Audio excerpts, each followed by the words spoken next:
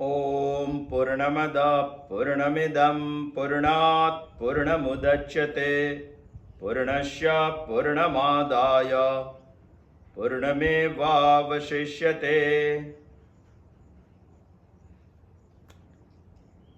मानव जीवन का उत्थान करना है, यही मनुष्य को प्रभु की समीप ले जाना है।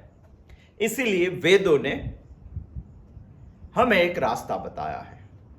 वही रास्ते को हमें समझ में आए उसी तरह से मंत्र में ग्रथित करके उपनिषद ये बात हमारे तक लाई है। हम सोच रहे हैं ईशावास्य उपनिषद के बारे में। शुक्ल यजुर्वेद के 91 शाखा का 40वें अध्याय में 18 मंत्र है। 18 मंत्र में से अभी हम ये उपनिषद में दूसरा मंत्र का अध्ययन कर रहे हैं।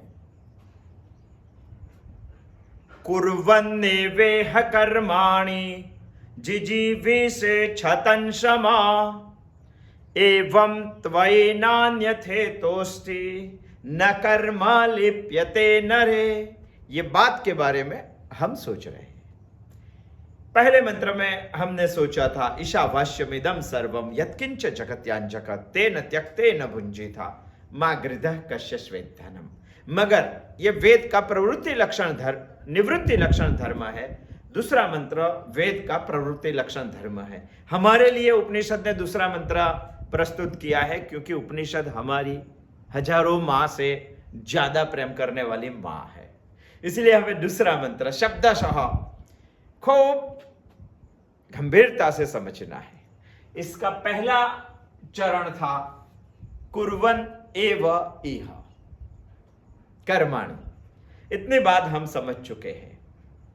कुर्वन् माने करते करते, एव माने ही, इह माने यहां मनुष्य लोक में, कर्माणि माने कर्मों। यही मनुष्य लोक में कर्मों करते करते ही, ये बात हमने सोची थी। इसमें हम समझ रहे हैं कर्माणि।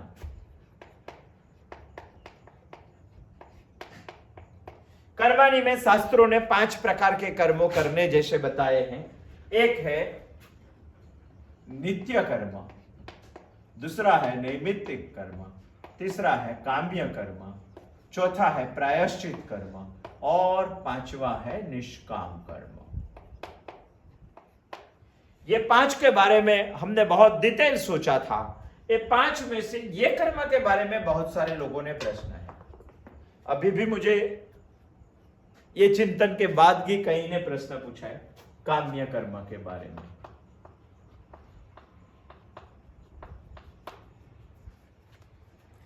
क्यों प्रश्न पूछा? क्योंकि हमने बताया कि ये उपनिषद ने हमें कर्तव्य कर्म की तरह से करने जैसे कर्मों में बताया है। मगर श्रीमद् भगवत गीता में भगवान ने काम्य कर्म के बहुत सारी निंदा की है। मगर उसके विरुद्ध में कोई बात भगवान ने गीता में नहीं बताई। काम्य कर्म की निंदा इसीलिए की है क्योंकि वो निष्काम कर्म की स्तुति करना चाहते थे। हम सोच रहे हैं कि भगवान ने काम्य कर्म बताया तो उपनिषद ने क्यों काम्य कर्म के बारे में भगवान ने निंदा की है तो उपनिषद ने उसके बारे में क्यों बताया? काम्य कर्म के बारे में वो कर्तव्य कर्म में कैसे आ सकते हैं? वो बात गत बार भी हमने सोची थी, मगर कई लोगों का प्रश्न था कि वो हमें डिटेल समझाइए। डिटेल तो इतना ज्यादा नहीं हो सकेगा क्योंकि विषयांतर हो जाएगा, मगर जितना सोचा था उतना पुनः हम सोच भी लेते हैं।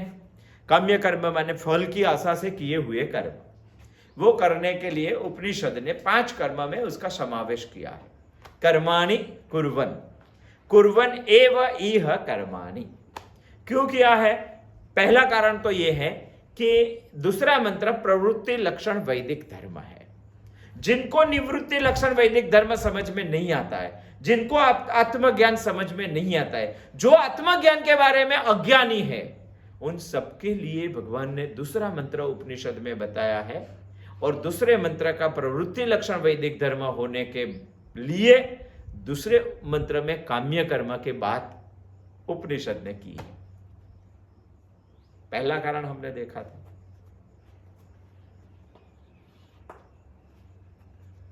ये काम्य कर्म इसीलिए समाविष्ट किया हुआ है क्योंकि दूसरा मंत्र हमने प्रवृत्ति लक्षण समझा रहा है, दूसरा मंत्र प्रवृत्ति लक्षण समझा रहा है, अज्ञानी को लिए है, तो अज्ञानी को काम्य कर्म तो बताना पड़ेगा, नहीं तो वो ज्ञान प्रवृत्त हो गए कैसे, इसीलिए काम्य कर्म बताए। दूसरी भी एक बात है इसमें जो हमने गत बार सोची थी, और गत बार सोची थी मगर कई लोगों को ऐसा कुछ लगा तो बार बार प्रश्न पूछने लगे, तो उसके बारे में हम देख भी लेते हैं। उपनिषद ने हमें 100 साल तक कर्म करते ही रहने का है ऐसी बात बताई, और 100 साल तक कर्म करते रहना है, जीवन के आयु के अंतिम भाग तक कर्म करते रहना है, तो बीच बीच में काम्य कर्म तो आएंगे ही, नहीं तो 100 साल तक कर्म कैसे करते रहेंगे। हमें जीवन का अंतिम भाग तक कर्म करते रहने की उपनिषद की आज्ञा है, इसीलिए उपनिषद ने बताया कि सिर्फ नित्य और नैमित्तिक नहीं चलेगा, सिर्फ प्रायश्चित और निष्काम नहीं चलेगा, बीच बीच में काम्य कर्म भी आ सकता है। इसीलिए भी हमको काम्य कर्म कर्तव्य में समाविष्ट करके उपनिषद ने हमें बताया है। तीसरा भी एक साइकोलॉजिकल जवाब है कि यदि हम काम्य कर्म नहीं करेंगे, हमारा जन्म हुआ तो कामना थी इसीलिए ही जन्म हुआ, और जन्म में कामना तो रहेगी ही। यदि ये कामना पूर्ति के लिए हमने कर्म नहीं किए, वो कामना पूर्ति का हमने प्रयत्न नहीं किया, तो बहुत बड़ा अनिष्ट हो सकता है, हमारा पतन भी हो सकता है। इसीलिए भी वेदों ने हमें काम्य कर्म के बारे में बताया है। और ऐसा नहीं है जैसा काम्य कर्म हम समझ रहे हैं वैसा नहीं है, वेदों ने काम्य कर्म बताए हैं, काम्य कर्म का याग बताया हुआ है, वो करना चाहिए।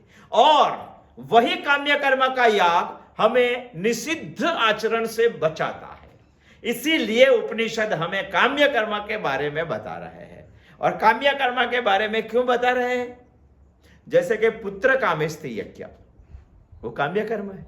जैसे कि स्वर्ग प्राप्ति का यज्ञ, कीर्ति प्रदान का यज्ञ, वो कामेष्टि यज्ञ है। और कामेष्टि का ये सब कर्म वेद ने बताया है, इसीलिए तो वेदाज्ञा है, वो हमें करनी चाहिए, इसीलिए काम्य कर्म करना चाहिए। और पांचवा भी एक कारण है इसमें, हमने सोचा था कि काम्य कर्म वैसे हमें मोक्ष तक पहुंचा सकता है, इसीलिए ही उपनिषद ने कर्तव्य परायण 5 प्रकार के कर्मों में काम्य कर्म का समाविष्ट किया हुआ है। आप बोलेंगे कि हमें मोक्ष तक काम्य कर्म कैसे ले जाएंगे? काम्य कर्म में से हमें अकाम होना पड़ता है, मगर वो हम सहसा नहीं हो सकते हैं, उनकी कोई क्रमिक व्यवस्था है, बृहदारण्यक उपनिषद ने समझाई हुई है। काम्य में से मोक्ष तक कैसे जाने का? काम्य में से पहले तो हमें अकाम होना पड़ता है। अकाम यानी कामना रहित। कामना रहित हम कैसे होंगे? जब भी कोई कामना को हमें खलास करना है, छोड़ना है, नष्ट करना है, तो उसकी पूर्ति करनी पड़ती है, नहीं तो दबी हुई कामना कभी भी आ सकती है। तो पूर्ति के लिए तो सब कामनाओं की पूर्ति करनी चाहिए। अकाम होने के लिए हमें सबसे पहले निष्काम होना पड़ता है। निष्काम यानी निष्क्रमशन इति निष्क्राम हो। कामना के बारे में सोचना और छोड़ने के लिए जो प्रयत्न करना है उसको ही हम निष्क्रमशन बोलेंगे, इसको ही हम निष्काम कर्म बोलेंगे। हमें कामना तो है मगर कामना हमें छोड़नी है, छोड़ने के लिए हमने प्रयत्न किया है क्या? छोड़ने के लिए हमें इसके बारे में कुछ सोचा है क्या? यदि हमने सोचना शुरू किया और हम छोड़ भी सके तो इसको निष्काम बोलेंगे। हम कामना युक्त है, इसमें से हमें अकाम बनना है, अकाम बनने के लिए कामना छोड़नी पड़ती है, कामना छोड़ने का प्रयत्न को ही हम निष्काम बोलते हैं, यदि इसीलिए हमें निष्काम बनना पड़ता है। मगर निष्काम बनने के लिए हमें आप्त काम बनना पड़ता है। आप्त काम माने प्राप्त काम, सभी कामना को प्राप्त करके पूर्ति करके छोड़ देने का आप्त काम बनना है। आप प्रश्न पूछेंगे कि आप्त काम कैसे बनेंगे? आप्त काम बनने के लिए इस दुनिया में आदमी को ब्रह्मवेत्ता बनना पड़ेगा। फिलॉसफी पढ़ना पड़ेगा, तत्व ज्ञान पढ़ना पड़ेगा, शास्त्रों पढ़ना पड़ेगा और शास्त्रों के लिए संस्कृत पढ़ना पड़ेगा और वो ब्रह्मवेत्ता बन सके। यदि आदमी ब्रह्मवेत्ता बन गया तो वो आत्मकामी बनेगा। परमात्मा का जानने के लिए उसमें जिज्ञासा हो गई और परमात्मा को जानने के लिए उन्होंने प्रयत्न किया तो वो आप आत्मकामी बन जाएगा। आत्मकामी बने, आत्मा को जानने के लिए जिज्ञासा, उसके लिए प्रयत्न, उसके लिए अध्ययन, उसके लिए अध्यापन, वो करने की आदमी को आदत पड़ जाएगी। आप बोलेंगे कि आत्मकामी कैसे होंगे? इसके लिए शंकराचार्य ने बहुत अच्छा एक श्लोक बनाया है साधन पंचक में। वेदो नित्यम अधीयताम तदुदितम कर्म स्वनुष्ठीयताम तेने सस्य विधीयताम अपचिते काम्ये प्रति काम्ये मतिस्त्यज्यताम। 4 पंक्ति का यह श्लोक है। क्यों बताया? शंकराचार्य ने वही बताया कि वेदों का अध्ययन और अध्यापन आदमी को करना चाहिए और वेद ने बताए हुए कर्म ईश्वरार्पण बुद्धि से, पूज्य भाव से करने चाहिए। वो करेंगे तो संसार का दोष आपको मालूम पड़ेगा। यदि संसार का दोष मालूम पड़ गया तो संसार की आसक्ति में से, राग में से आपको विराग उत्पन्न होगा और जब विराग उत्पन्न होंगे तभी आत्मेच्छा व्यवसिताया, आपको आत्मा जानने की इच्छा होगी। कितनी लंबी बात है। आपको काम्य कर्म करने के लिए वेद ने बताया। क्यों बताया? वेद ने बताए हुए काम्य कर्म इसीलिए करने चाहिए कि मैं ईश्वरार्पण बुद्धि से कर सकूं, संसार का दुख जान सकूं। संसार का दुख यदि समझ गया तो मैं आत्मकामी बनूंगा। आत्मकामी बना तो मैं ब्रह्मवेत्ता भी बन सकूंगा, मेरे हाथ में होगा। यदि ब्रह्मवेत्ता हो गया तो आप्तकामी बनने में मुझे समय नहीं लगेगा। आप्तकामी का दाबे हाथ का खेल, बाएं हाथ का खेल है, निष्काम कर्म। और निष्कामी हो गया तो मैं अकाम भी हो जाऊंगा। मगर अकामी होने के लिए पहले कामना तो चाहिए। इसीलिए बोल सकते हैं कि काम्य कर्म हमें मोक्ष तक पहुंचा सकते हैं यदि वेद और उपनिषद और श्रीमद् भगवत गीता की पद्धति से हमने काम्य कर्म को समझा तो। कुर्वन्ने वेह कर्माणि जिजीविषेच्छतं समा। उपनिषद ने हमें बताया कुर्वन एव इह कर्माणि, यही मनुष्य लोक में करते करते ही, कर्मों करते करते ही क्या करना चाहिए? 100 साल तक जीने की इच्छा रखनी चाहिए। जिजीविषेच्छ शतं शमाः, शतम माने 100, समा माने साल, वर्षों। 100 साल तक जीने की इच्छा रखनी चाहिए। ऐसा उपनिषद ने क्यों बताया? जिजीविषेच्छ शतं शमाः, 100 साल ही जीने की इच्छा क्यों बताई? कई लोग पूछ रहे हैं कि उपनिषद ने जिजीविषेच्छ क्यों बताया? जिजीविषेच्छ क्यों बताया?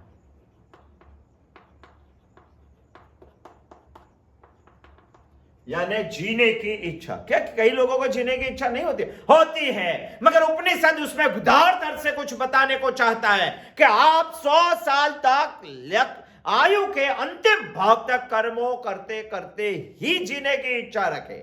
ऐसे बैठे बैठे जीने की इच्छा नहीं होती है।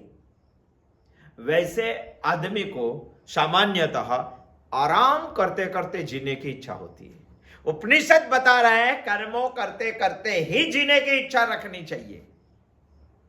हम पूछ रहे हैं कि जीने की इच्छा क्यों रखनी चाहिए? कई लोगों को मरने की इच्छा भी होती है और कई लोगों को कर्मों करते करते जीने की इच्छा नहीं होती है। उपनिषद हमें ये क्यों बता रहा है? इसका एक ही जवाब है, मानव जीवन अमूल्य है। अभी हमारे पास है, इसीलिए हमें समझ में नहीं आता है। कोई भी चीज जितनी नजदीक होती है उतनी उसकी वैल्यू हमें डाउन हो जाती है। जब भी वो जाने की तैयारी करती है तभी हमें मालूम पड़ता है कि वो चला गया, फिर से नहीं आएगा तो हम इसमें जो करना चाहते हैं वो नहीं कर पाए। इसीलिए उपनिषद ने बहुत सोच के हमें बताया, कुर्वन् नेवेह कर्माणि जिजीविषेच्छ शतं शमाः। जीने की इच्छा 100 साल तक कर्म करते करते ही रहनी चाहिए। हमने बहुत कुछ देखा था भी कि मनुष्य जीवन अमूल्य क्यों है। इसके बारे में एक बात हमने पहले सोची थी, पंचकोश। भगवान ने अन्नमय कोश, मनोमय कोश, प्राणमय कोश, विज्ञानमय कोश, ये जो आनंदमय कोश, ये सब 5 कोश का जो मनुष्य शरीर बनाया हुआ है, ये पांचों कोश को सही अर्थ में उपयोग करना मनुष्य के अलावा कोई योनि में शक्य नहीं है। कोई योनि में सिर्फ मनुष्य योनि ही ऐसी है जिसमें आप पांचों कोश का सही तरीके से उपयोग कर सकेंगे। देव योनि में भी नहीं है, मनुष्य से उच्चतर योनि है, उसमें भी 5 कोश सही ढंग से आप इस्तेमाल करके मुक्ति तक नहीं पहुंच पाएंगे। एक ही जन्म ऐसा है अमूल्य मनुष्य दे, इसीलिए तो उपनिषद ने बहुत सोच के हमारे जीवन के अनुभव का बहुत निष्कर्ष निकाल के उपनिषद ने हमें बताया, जिजीविषेद सतन क्षमा। सोचना चाहिए आदमी को, जीने की इच्छा रखनी चाहिए 100 साल तक, कर्मों करते करते ही इसी मनुष्य जन्म में। बहुत अच्छा है, बहुत अच्छा सोच के बताया उपनिषद।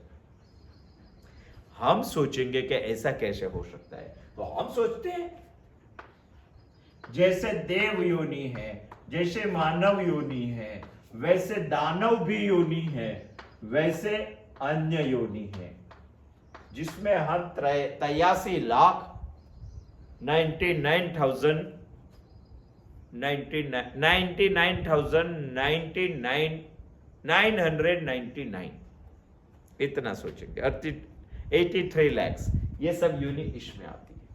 इसमें ये ही क्यों श्रेष्ठ, यही इसीलिए श्रेष्ठ है क्योंकि ये योनि सुख प्रधान है, ये योनि कर्म प्रधान है, ये योनि क्रोध प्रधान है, और ये योनि भोग प्रधान है।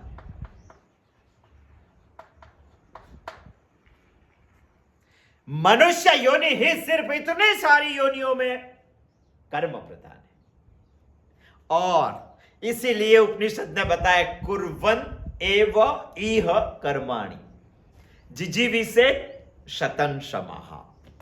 इसीलिए उपनिषद ने बताया, बहुत सोचना चाहिए इसके बारे में, बहुत सोचना चाहिए। मानव कर्म प्रधान है, ऐसा नहीं है कर्म से ही ज्ञान प्राप्ति सिर्फ मनुष्य योनि में हो सकती है, दूसरे किसी में नहीं। इसलिए बोल सकते हैं कि मनुष्य योनि बहुत अमूल्य है, जिसका कोई मूल्य नहीं है, जिसकी कोई कीमत नहीं कर सकते। सभी योनि में शास्त्रों बता रहे हैं कि देव योनि से भी श्रेष्ठ मनुष्य योनि सबको नहीं मिलती है, हमें मिल चुकी है। इसीलिए तो हमें सोचना है, जिजीविषेद शतं शमाः, जीने की इच्छा 100 साल तक क्यों करनी चाहिए, इसके बारे में हम इसीलिए सोच रहे हैं। आप बोल रहे हैं कि ये पंचकोश की दृष्टि से सोचेंगे तो भी मानव जीवन अमूल्य है, हम ये योनियों के बारे में सोचेंगे तो भी मनुष्य योनि श्रेष्ठ है। और ज्ञान प्राप्ति के बारे में, ज्ञान प्राप्ति यानी हम समझे इतना लोअर ज्ञान नहीं, यहां आत्मज्ञान की बात करें, क्योंकि यहां उपनिषद का विषय है, ये वेद का सारांश है, और वेद का जब सारांश होता तो किसी और ज्ञान की बात नहीं करता, ये ज्ञान प्राप्ति यानी आत्मज्ञान की बात कर रहा है। अज्ञान के लिए दूसरा मंत्र यानी आत्मज्ञान का अज्ञान, और यहां ज्ञान प्राप्ति यानी आत्मज्ञान की प्राप्ति मनुष्य योनि में ही हो सकती है, दूसरे कोई योनि में नहीं हो सकती। आप बताएंगे, आप बोलेंगे कि कैसे, तो उनका भी शास्त्रों ने जवाब दिया है कि आत्मज्ञान के लिए हमें साधन चतुष्टय बनना पड़ता है। इसके बारे में भी हमने बहुत चर्चा की है। साधन चतुष्टय में एक साधन आता है विराग, जिसको हम वैराग्य भी बोलते हैं। और विराग को किसके साथ संबंध है, कैसे आता है? विराग सोचने से आता है, विराग सोचने से आता है। विराग लाने के लिए पहले तो क्षण भंगुरता हमें समझ में आनी चाहिए। क्षणिक कोई भी चीज होती है, कभी ना कभी तो इसका नाश है, यानी हमें नाशवंतता भी समझ में आनी चाहिए। और विराग लाने के लिए दुख भी समझ में आना चाहिए। ये तीनों चीज हमें समझ में आनी चाहिए। यदि आप सोचना चाहते हैं तो इन सारी योनियों में 84 लक्ष योनि हमें जो बताइए, सभी योनि में सोच के बताइए कहां हमें ये साधन चतुष्टय प्राप्त हो सकेगा, कहां हमें ये विराग प्राप्त हो सकेगा, कहां हमें एक क्षण भंगुरता मालूम होगी, कहां हमें नाशवंतता मालूम होगी, कहां हमें दुख मालूम होगा। ऐसी कोई चीज है क्या? मनुष्य जीवन ही ऐसा है कि ये संसार ही ऐसा है कि जिसमें हम प्रत्येक हर एक कदम पे दुख देख सकते हैं। जब जब दुख देख सकते हैं, जितनी भी चीज देख सकते हैं, वो जाने वाली है वो भी सोच सकते हैं। जाने वाली है यानी वो क्षण के लिए ही हमारे पास टिकने वाली है, इसकी क्षण भंगुरता भी हमें मालूम पड़ती है। सिर्फ मनुष्य योनि में ही ये हो सकता है। यदि ये तीन चीज मालूम पड़ गई तो समझ लेना ये तीनों हो गया तो विराग आएगा आएगा और आएगा ही। यदि वैराग्य आ गया तो साधन चतुष्टय का मुख्य एक स्थान होगा वैराग्य। आत्मज्ञान के लिए हमें आत्मकामी हो जाएंगे।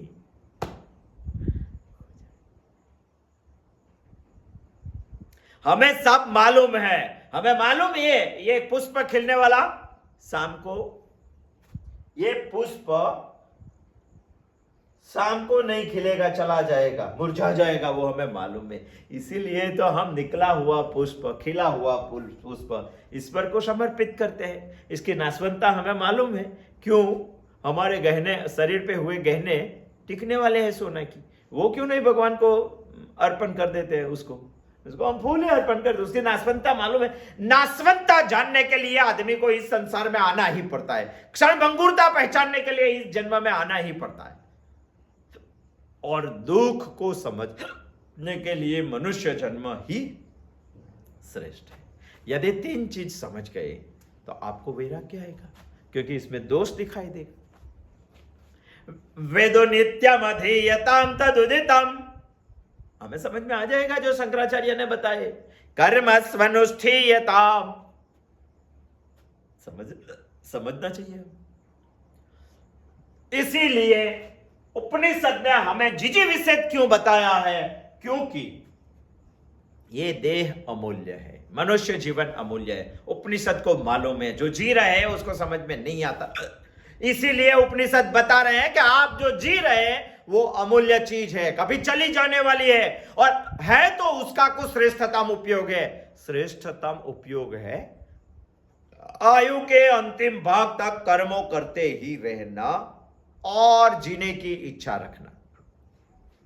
कुछ नहीं करना है और जीना है, यह उपनिषद की बात नहीं है। कुछ नहीं करना है और जीना है, उपनिषद बता रहे हैं कि आपका जीवन नष्ट हो जाएगा, जो अमूल्य चीज है वो खलास हो जाएगी। इसीलिए शंकराचार्य ने बहुत अच्छा बताया है। जंतु नाम नर जन्म दुर्लभमता पुंस्त्वम ततो विप्रता तस्मात् वैदिक धर्म मार्ग परता विद्वद्वम अस्मात् परम आत्मानात्म विवेचनम स्वनुभव ब्रह्मात्मना संस्थिते मुक्तिर्नोषत जन्म कोटि सुकृतै पुण्यर विना न लभ्यते। बहुत अच्छी बात बताई। कभी कभी इस श्लोक के बारे में भी हमें सोचना चाहिए। वैसे तो किसी का भी जन्म हो सकता है और आपका भी होने वाला है, मगर होंगे तभी जंतु बन के होंगे। सभी जंतुओं का इस दुनिया में, इस सृष्टि में जन्म हो रहा है, मगर सभी जंतुओं में मनुष्य तरीके जन्म लेना वो दुर्लभ बात है। जंतु नाम नर जन्म दुर्लभमता, दुर्लभ बात। जन्म तो कौन से भी योनि में हो सकता है, मगर बहुत सारी योनि में से मनुष्य तरीके, मनुष्य से जन्मना ये बहुत दुर्लभ बात है। हम समझ रहे हैं मानव जीवन अमूल्य है, इसीलिए समझ रहा है क्योंकि उपनिषद ने हमें जिजीविषेद बताया है। जिजी विषेद क्यों बताया? क्योंकि ये जन्म श्रेष्ठ है, ये जन्म अमूल्य है। अलग अलग तरह से समझ रहे, जैसे शंकराचार्य ने हमें बताया कि आपका जंतुओं में तो कभी भी जन्म हो सकता है, पर मनुष्य की योनि में जन्म लेना बहुत दुर्लभ है। यदि आप नर बन गए, यहां आता है नर शब्द के बारे में, नरे न लिप्यते, सोचेंगे इसके बारे में भी हम। यदि नर बन गए, पुंसवान, पौरुष निर्माण होना इस जन्म में बहुत दुर्लभ बात है, सबको नहीं मिलता है। सबको जन्म मिलता है, मनुष्य जंतु में जन्म मिलता है, मनुष्य जन्म में जन्म मिलना दुर्लभ है। यदि मनुष्य के तरह आप जन्म भी गए तो पौरुष की तरह से जन्मना, पौरुष लेके जन्मना, खड़ा करना पौरुष इस जन्म में, ये दुर्लभ बात है। जंतु नाम नर जन्म दुर्लभमता। यदि पौरुष की तरह भी आप नर बन गए, पर विप्र बनना ये बहुत दुर्लभ बात है। जंतु नाम नर जन्म दुर्लभमता पुष्पम ततो विप्रता। भगवान को समझने वाली बात आपके दिमाग में आनी चाहिए, ये बात विप्र। और विप्र बन गए तो वैदिक धर्म के रास्ते चलना बहुत मुश्किल है। तस्मात् वैदिक धर्म मार्ग परता। यदि वैदिक धर्म के मार्ग पे चलने लगे तो वेद की विद्या आपके समझ में आना बहुत मुश्किल है। विद्वान तस्मात् वैदिक धर्म मार्ग परता तस्मात् विद्वत् परा। विद्वान बनना बहुत मुश्किल है। यदि आप विद्वान भी बन गए इस जन्म में तो आत्मा विवेचन, आत्मा के बारे में समझना बहुत मुश्किल है। यदि आप आत्मा के बारे में भी समझ गए तो आपको मुक्त होना बहुत मुश्किल है। मगर इसी मुक्ति 84 लाख योनियों में एक ही योनि में शक्य है, वो जो आज हम प्राप्त करके जी रहे हैं। क्या बताया? मुक्तिर्नो सत जन्म क्रोति सुकृते ही पुण्यर बिना न लभ्यते। करोड़ों जन्मों के बाद, मगर कितने करोड़? तो उपनिषद तो शंकराचार्य जी ने बताया 100 करोड़। मुक्तिर्नो सत जन्म कोटि। यदि आपका पुण्य नहीं होगा तो वो भी प्राप्त नहीं। और पुण्य खड़ा करने के लिए ये मनुष्य देह ही काफी है, और मनुष्य देह काफी है तो हमें समझना चाहिए। इसीलिए उपनिषद ने हमें बताया कि ये बहुत दुर्लभ देह है। दुर्लभ देह आपको मिल चुका है, मिल चुका है तो सोचना चाहिए। क्या सोचना चाहिए? ईशावास्यमेव दम सर्वम यत्किंच जगत्यां जगत। यदि आदमी को बुद्धि के बारे में अहंकार है तो उसकी बुद्धि सब कुछ समझ सकती है, तो उपनिषद समझने के लिए उसको कभी बैठना चाहिए। कुर्वन्ने वेह कर्माणि जिजीविषेच्छतं समा। 100 साल तक सत्कर्म करते करते ही यही मनुष्य जन्म में जीने की इच्छा रखनी चाहिए। जीवितुम जिजीविषेत् शतम समाहा। मगर इसके बारे में हमें एक शंका होती है। उपनिषद ने तो हमें बता दिया 100 साल तक कर्मों करते करते ही जीने की इच्छा रखनी चाहिए, क्योंकि मनुष्य देह अमूल्य है, हम कर सकते हैं और करने का इसी योनि में शक्य है। इसीलिए इस शब्द यूज किया है। इसके ऊपर वजन देने के लिए एवं शब्द यूज किया है। करते करते ही क्या? जिजीविषेत् शतम समा। 100 साल तक जीने की इच्छा रखनी चाहिए। मगर हम सोच रहे हैं कि क्या जो शास्त्र पढ़ते हैं उसको ही जीने की इच्छा होती है? जो शास्त्र नहीं पढ़े उसको जीने की इच्छा नहीं होती है? होती है। जो शास्त्र नहीं पढ़े, ऐसे अनपढ़ है, उसको भी जीने की इच्छा होती है। जो होती है तो फिर उपनिषद ने जिजीविषेत् क्यों बताया? क्यों बताया? वो भी सोचना चाहिए। जिसको उपनिषद मालूम नहीं है, जो इस उपनिषद सुनता नहीं है, जो श्रीमद् भगवत गीता के बारे में सोचता नहीं है, जिसको ब्रह्मसूत्र कभी सोचना भी नहीं है, क्या उसको जीने की इच्छा नहीं होती? होती है। तो होती है तो उपनिषद ने बताया क्यों? ये तो सबके लिए सुलभ है, सबको जीने की इच्छा होती है, किसी को भी मरने की इच्छा नहीं होती, तो बताया क्यों? ये बताने के बारे में हम सोचेंगे कि ये वेद की आज्ञा है। बहुत ज्यादा नहीं सोचना है। जीने की इच्छा की है, कर्मों करते करते जीने की इच्छा की है, 100 साल तक जीने की इच्छा बताई उपनिषद ने हमें वेद की आज्ञा माननी चाहिए। और वेद की आज्ञा कर्म का अदृष्ट फल जहां मिलता है उसके लिए ज्यादातर है। कर्म का दृष्ट फल जहां मिलता है उसके लिए वेद की आज्ञा की जरूरत नहीं। यहां जिजीविषद यानी उपनिषद ने बताया कर्म करते करते ही जीने की इच्छा रखनी चाहिए, जीने की इच्छा रखनी चाहिए, वो उपनिषद की आज्ञा है, वो आज्ञा हमें माननी चाहिए। इसके पीछे क्या फल मिलेगा वो हमें सोचना नहीं चाहिए। यदि नहीं सोचा तो भी मिलेगा, मगर नहीं सोचना चाहिए क्योंकि वेद की आज्ञा है। यदि आज्ञा का पालन नहीं किया तो सजा होती है, दंड होता है, भुगतना पड़ता है। अदृष्ट फल के लिए ही वेद की आज्ञा होती है। कर्म के 2 प्रकार के फल हम सोचते हैं, एक है दृष्ट, दूसरा है अदृष्ट। वैसे सामान्यतः दृष्ट को हम ऐसा सोचते हैं, जो दिखाई देता है उसको हम दृष्ट बोलते हैं, जो नहीं दिखाई देते उसको हम अदृष्ट बोलते हैं। मगर कर्म के थियोरी में ऐसा नहीं है। जो फल हमें मिलता है तो फल के सामने हमें कर्म दिखाई देता है कि यही फल मिला है क्योंकि ये कर्म मैंने किया है।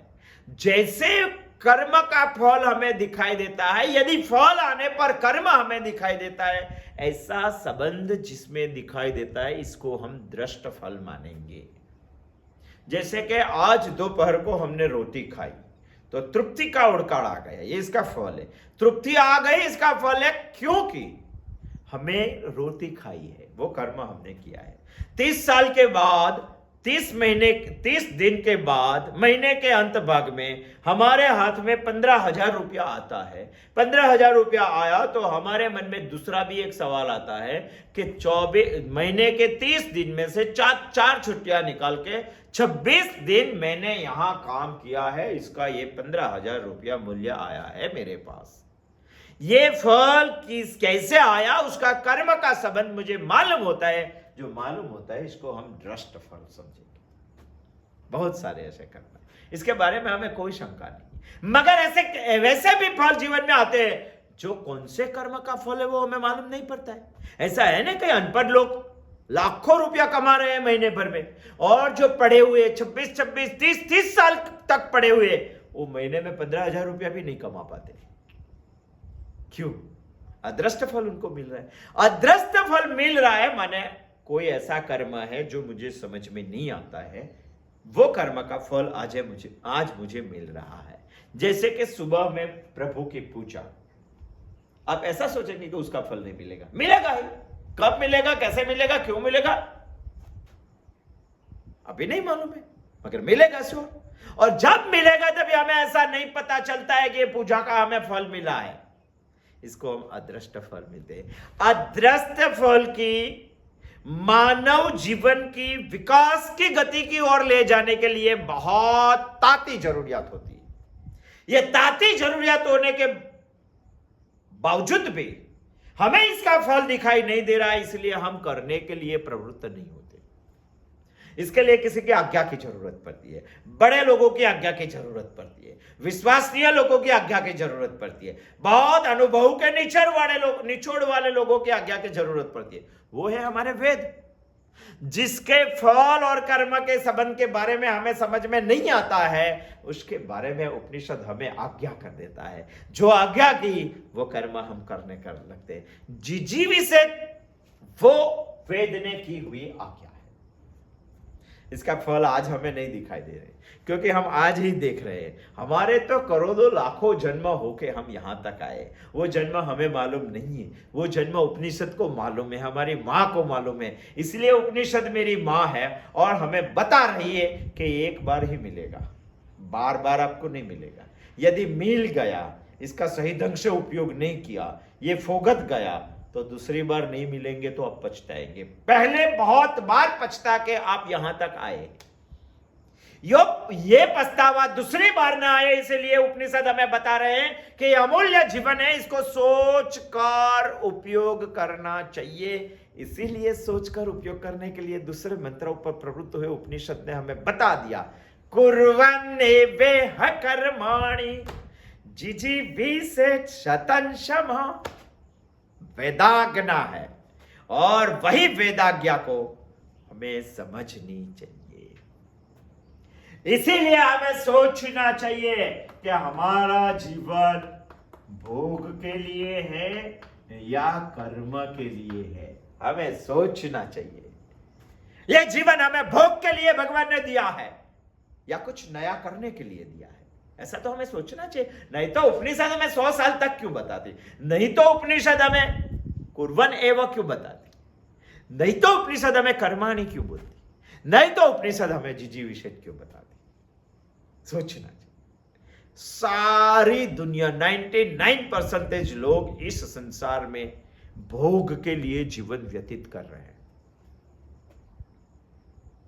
और ईशावास्य उपनिषद बता रहे हैं हमें कुछ नया करने के लिए मनुष्य जीवन भगवान ने दिया है। जैसे कि बच्चा जब नया नया स्कूल पे, अभी बच्चे को स्कूल पे जाने की शुरुआत हुई अभी इस महीने में, सोचो, और नया नया बच्चा जब स्कूल पे जाते हैं तभी उसको शुरुआत में चॉकलेट देनी पड़ती है, मगर वो 10वीं कक्षा में आ गया तभी भी माँ उसको चॉकलेट देती है क्या हर रोज? नहीं देती। जैसे हमारे भजन सत्संग मंदिर में भी पहले ऐसे भक्त होते थे जिसको गुजराती में प्रसादिया भक्त बोलते हैं, प्रसाद के लिए ही भजन में जाते। दादाजी ने स्वाध्याय में से प्रसाद ही निकाल दिया, खाने का प्रसाद की बात कर रहा हूं। तो शुरू में उसका इंटरेस्ट आया, इसीलिए प्रसाद देना भी पड़ता है, मगर आपको पूरा समझ में आ गया फिर भी प्रसाद देना वो बात जरूरी नहीं है। जीवन की शुरुआत करते हैं तो सोच लिया, चलो गृहस्थाश्रम में आप भोग प्रधान बन भी गए, मगर भोग लेने के बाद 50 साल के बाद आपकी आंख खुलनी चाहिए। ऐसा नहीं है कि ये भोग के लिए ही जीवन है, जीवन में कुछ करना है, इसीलिए मनुष्य जीवन है। इसके बारे में कुछ सोचना चाहिए, इसीलिए उपनिषद ने हमें बताया जिजीविषेत् शतं शमः।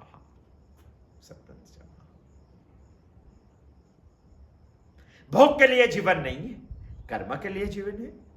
और कई लोगों का प्रश्न यह भी है कि उपनिषद ने हमें शतं शमः क्यों बताया?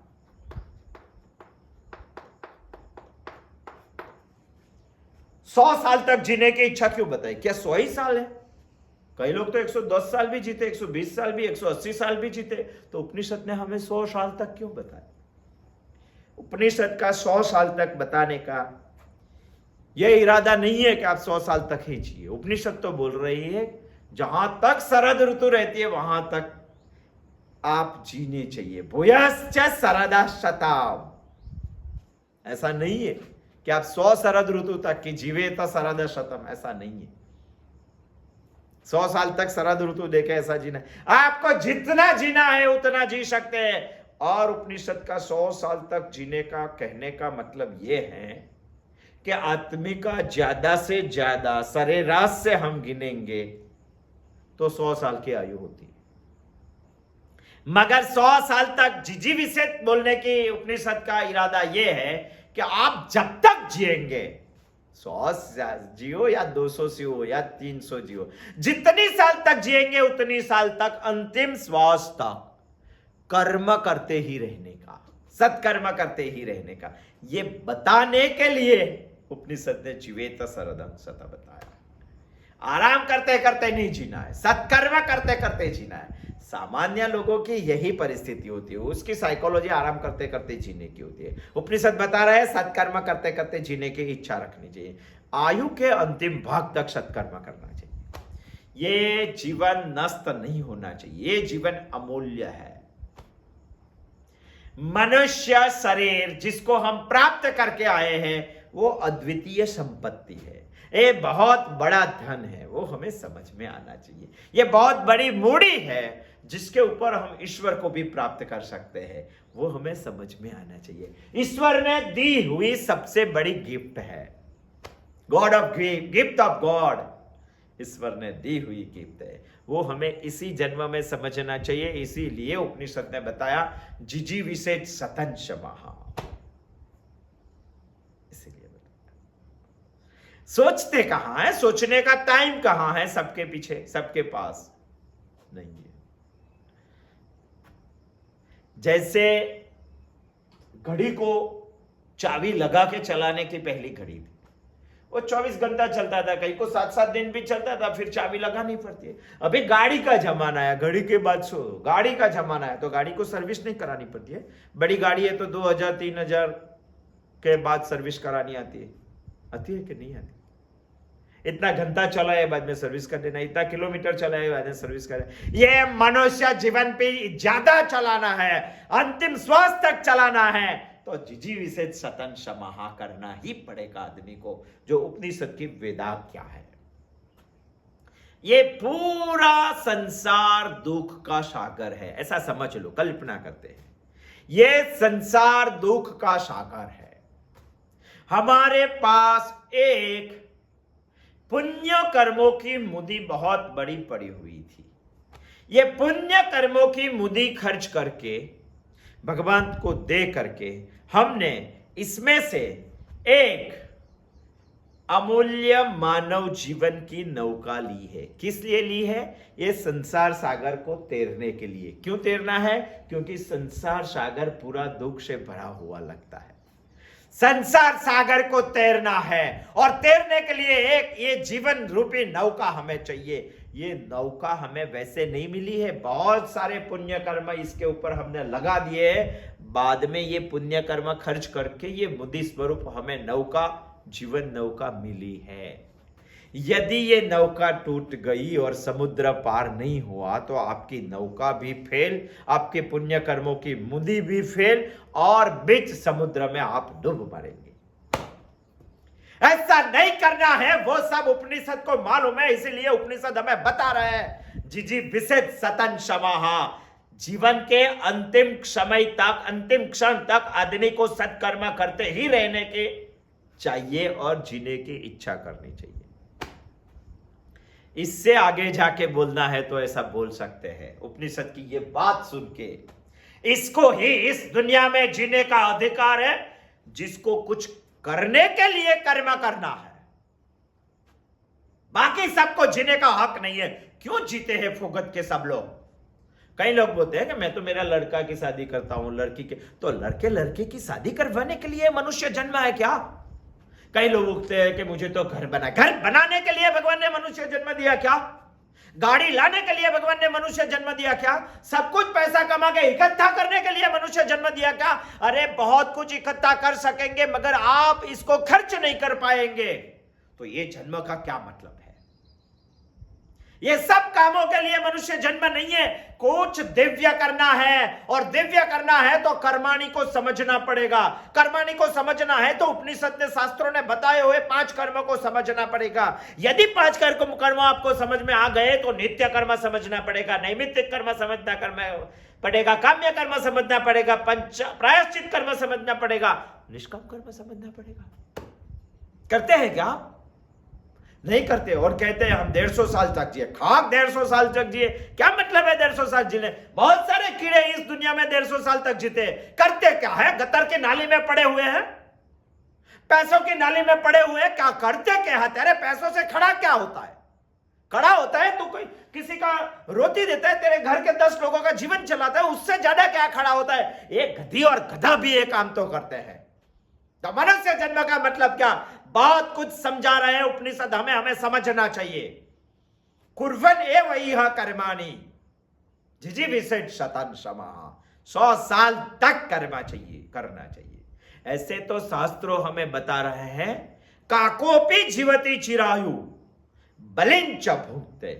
कागड़ो, ऐसे काग क्या बोलते हैं, कौवे तो 1000 साल तक जीते हैं। मतलब क्या है? दूसरों ने फेंकी हुई बलि खा के जी रहा है वो।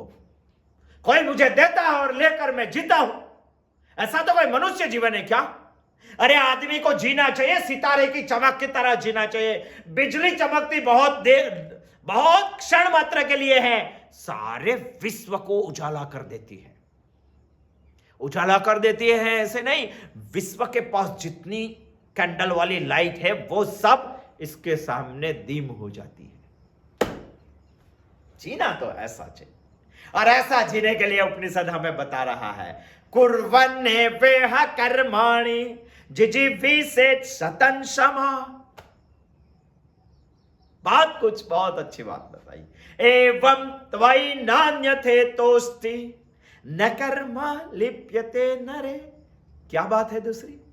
आने वाले बुधवार को आएंगे, आगे का हम सोचेंगे। जय श्री कृष्ण।